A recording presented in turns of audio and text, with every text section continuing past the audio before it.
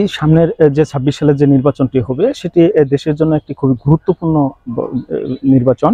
সেই নির্বাচনে আইন শৃঙ্খলা রক্ষা বাহিনী এবং দেশের সার্বিক প্রশাসনকে রাষ্ট্রের প্রশাসন হিসেবে খুবই নিরপেক্ষ ভাবে কাজ করতে হবে।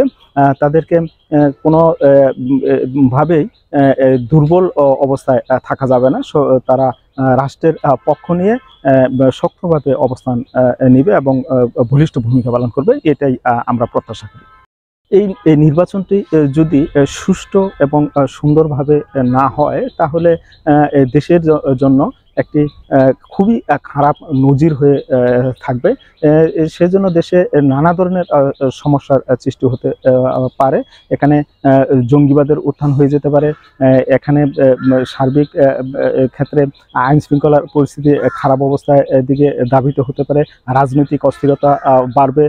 ব্যবসা বাণিজ্য সব ক্ষেত্রেই এর সুদূর প্রসারী প্রভাব পড়তে পারে। এখানে আসলেও যে একজন ভোটারের ভোট দেওয়াটা তার অধিকার এবং সে ভোট দিয়ে কি ধরনের জনপ্রতিনিধি নির্বাচন করবে সেটা তার দায়িত্ব, এবং সুন্দর এবং ভালো জনপ্রতিনিধি নির্বাচন করাটা ভোটারের দায়িত্ব। এখানে যে বিষয়টা হচ্ছে যে আমরা তো পুরাতন নানা জনকে বিভিন্ন সময় দেখে আসছি। আমরা অনেক ক্ষেত্রে আমরা আশাহত হয়েছি। আমরা আমাদের যে প্রত্যাশা সেটা পূরণ করতে অনেক ক্ষেত্রে ব্যর্থ হয়েছে। সেক্ষেত্রে আমরা চাই যে নতুন যারা ভালো মন মানসিকতা নিয়ে ভালো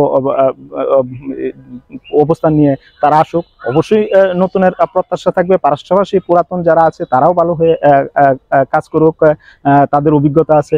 দুটাই আসলেও প্রত্যাশা। সে ক্ষেত্রে মূলত যিনি জনপ্রতিনিধি নির্বাচিত হবেন তিনি যাতে সঠিক ভাবে কাজ করেন সেটাই বড় প্রত্যাশা।